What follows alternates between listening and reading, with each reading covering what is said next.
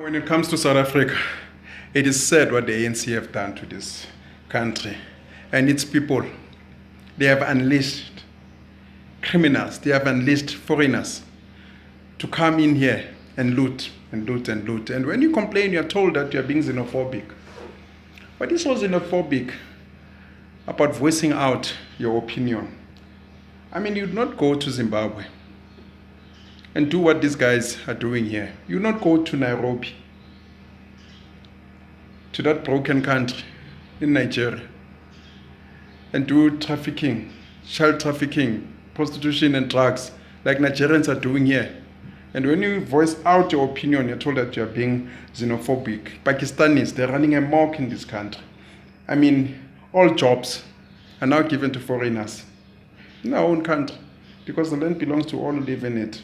These ANC politicians are so corrupt. We liberated them. They were in exile.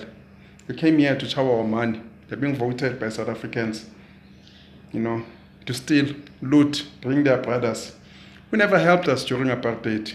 Let us be fair. Not every African country helped us during apartheid. And most African countries expelled our cadres. Be it Mozambique, Botswana, they never wanted us there. Many countries, even in Zimbabwe, I believe that they closed PAC camp. Many African countries never supported us. I mean, I can mention Tanzania and Zambia, maybe. Yeah, they tried, even though we paid them. Like we are still paying them today, We're investing there, we're creating jobs there. Ghana has been liberated since 1957. They've done nothing for their people. They come here, to appropriate the legacy of apartheid. Their people are all over here, running amok into this country, or in this country rather. And you must be quiet because you are scared. You don't want to be called xenophobic. Go to Botswana, they will hang you yesterday if you come with nonsense. Go to Zimbabwe, you can't just walk in and out.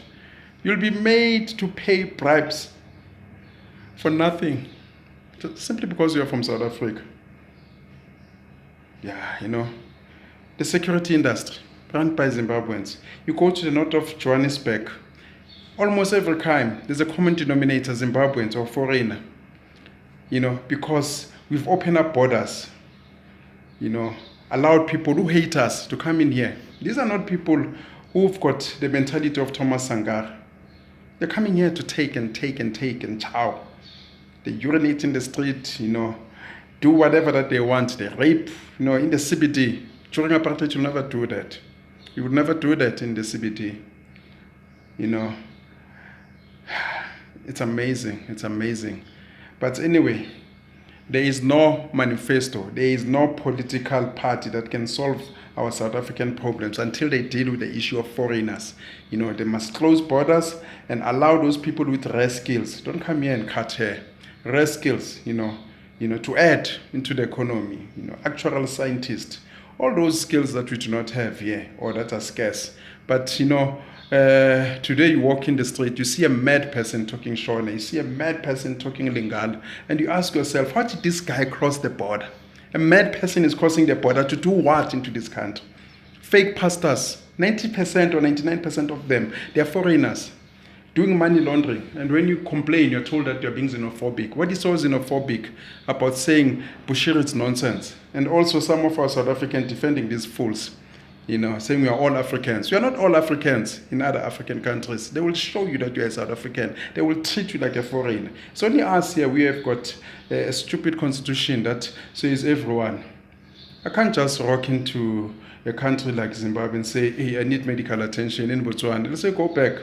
But people come here, they need ARVs, they need jobs, They even comment about the political landscape and what we should do. Yet they can't do the same in Cameroon.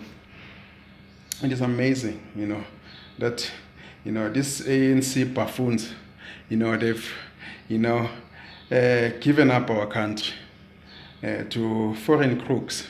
And I tell you, in 15 to 20 years, we'll be voting for a Nigerian to be our president. Like most of these guys, they're here. The Malusi Nkanyezi Kigamba, he's a Zimbabwean. He was a minister of finance, and he tells you that he wants to be president of what country? I mean, if what guys, like Bodlamini, saying fees must fall. Why can't you do the same in Swaziland? I mean, there's this Domo Dlamini. He was influential in our politics. He comes from Swaziland. Blades Nzimande's father is from Mozambique. I'm not being xenophobic, but I'm saying, I understand what Donald Trump is doing. Of which, of course, it saves blacks in America, because majority of the people who are coming there to take the benefits that should accrue to blacks are Mexicans, people who never faced slavery, people who came late in America and found black people there who are the indigenous of America. And yet people will tell you that the Mexican border, it's nonsense. I understand it. It's only liberals, The liberals, they've messed up all continents, especially these Zionist liberals. They want open borders, but they don't want the same in Israel. They go to Europe, open borders, France. Today in Britain, they're no longer 100% British people. They've got all these guys from Eastern Bloc. They're now dictating what should happen in a foreign country. Like here. It is amazing.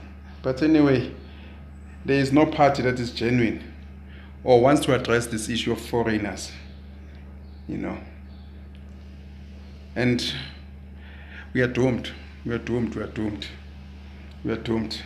If you ask me, I think we need a revolution. Now we need a revolution. Whatever revolution means, we need a revolution. Politicians are not going to help us. Politicians are not going to help us. They're all crooks these days. I say so with no exceptions. They're all crooks.